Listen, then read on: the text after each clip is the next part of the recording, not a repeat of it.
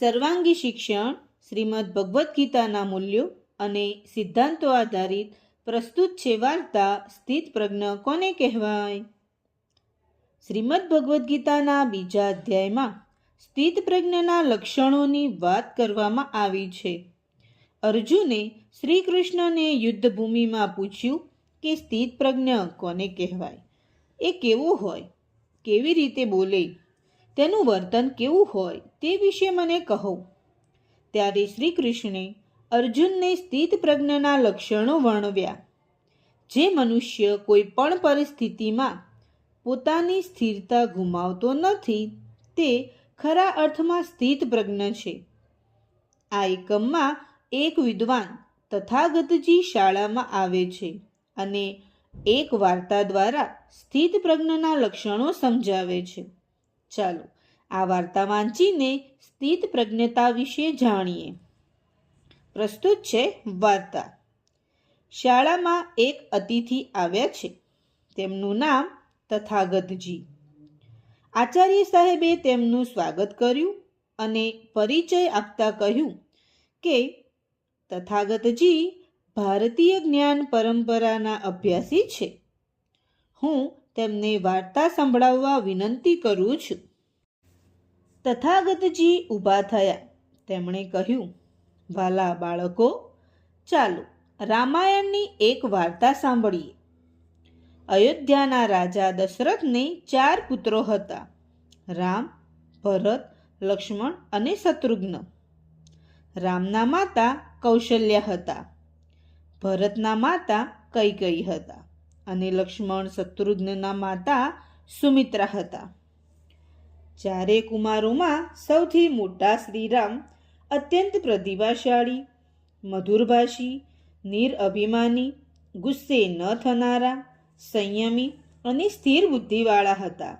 તેથી જ પ્રજામાં અત્યંત પ્રિય હતા. સમય જતાં દશરથ રાજા વૃદ્ધ થયા. તેઓ ઈચ્છતા હતા કે પોતાની ઉપસ્થિતિમાં જ રામ રાજગાદી સંભાળી લે. સભાજનો, તમે સૌ જો સંમતિ આપો તો હું આવતીકાલના શુભ દિને જ મારા સૌથી મોટા પુત્ર રામનો રાજ્યાભિષેક કરું. અહો, આ તો અમારું સદભાગ્ય, અમારી સૌની સંમતિ છે. દશરથ રાજાએ મંત્રી સુમંત્રને બોલાવીને કહ્યું, સુમંત્રજી, તમે તરત જ જાઓ અને રામને અહીં તેડી લાવો. જેવી આજ્ઞા મહારાજ. સુમંત્ર તરત જ ગયા અને શ્રીરામને સન્માનપૂર્વક રથમાં બેસાડીને રાજા દશરથ પાસે લઈ આવ્યા. શ્રીરામે પિતાને વંદન કરીને પૂછ્યું, પિતાજી, આપના સંદેશ પ્રમાણે હું આવ્યો છું. આપ આદેશ કરો, મારે શું કરવાનું છે?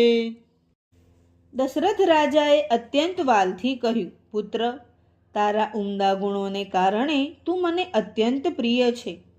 રાજસભાની સર્વસંમતિ છે અને સ્વયં મારી પણ એવી ઈચ્છા છે કે આવતીકાલે સવારે પુષ્ય યોગમાં તારો રાજ્યાભિષેક થાય. શ્રીરામે વંદન કરીને કહ્યું, જેવી આપની આજ્ઞા પિતાજી. આ સમાચાર સમગ્ર અયોધ્યા નગરીમાં પ્રસરી ગયા. ચારે બાજુ પ્રસન્નતા હતી. લોકો શ્રીરામનો જય જયકાર કરવા લાગ્યા. દશરથ રાજાએ કુલગુરુ મહર્ષિ વશિષ્ઠ પાસેથી શ્રીરામના રાજ્યાભિષેકની તૈયારી અંગેની માહિતી જાણ્યા બાદ સભાજનોને વિદાય આપી. દિવસના અંતે આ શુભ સમાચાર આપવા રાણી કૈકેયીના ભવનમાં ગયા. બીજા દિવસની સવાર પડી. મહર્ષિ વશિષ્ઠ સહિત અન્ય લોકો રાજસભામાં એકઠા થયા. સૌને મહારાજા દશરથની પ્રતીક્ષા હતી. સૌ ચિંતામાં પડ્યા. મહારાજા હજુ કેમ ના આવ્યા?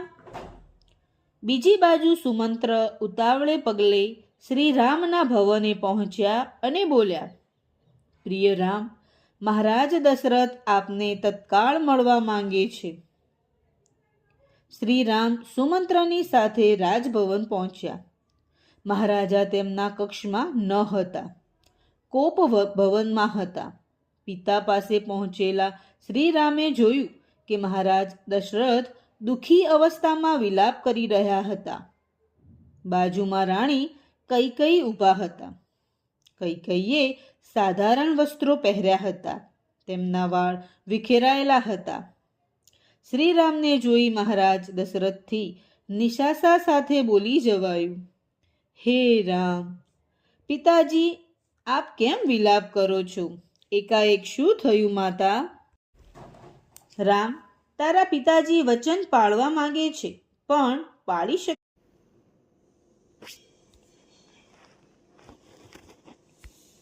રાજા દશરથ ન પાળી શકી.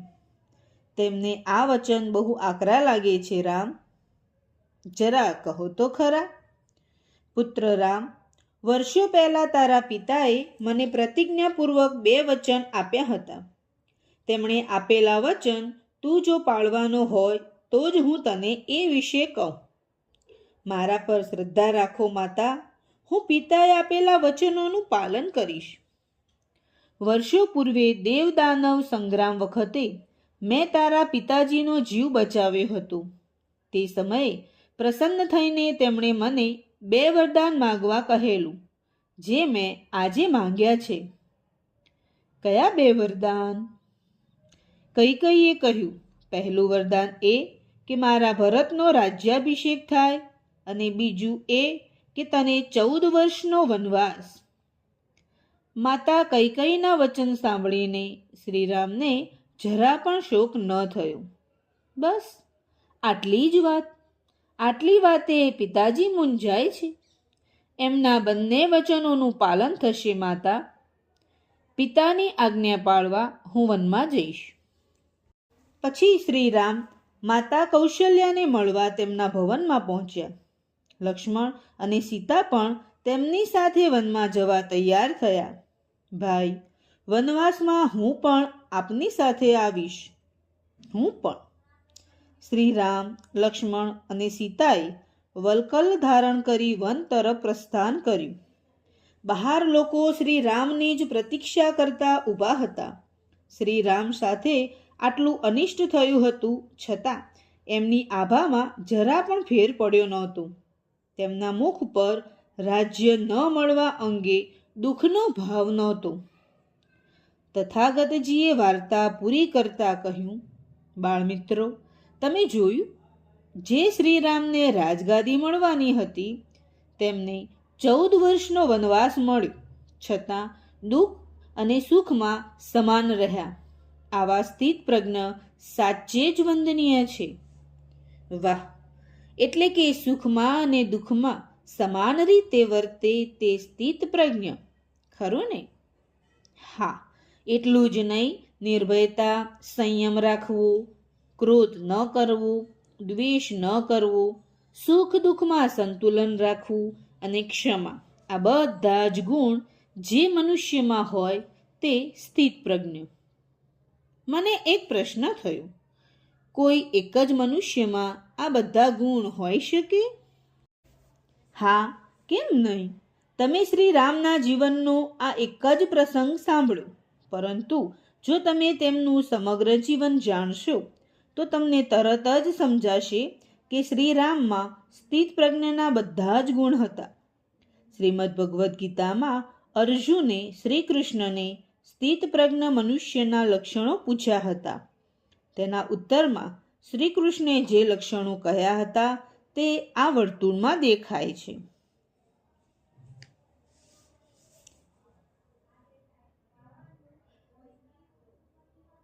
શ્રીમદ ભગવદ્ ગીતામાં સ્થિત પ્રજ્ઞના લક્ષણોનું વર્ણન છે. ચાલો આપણે સૌ સાથે મળીને આ શ્લોકોનું ગાન કરીએ.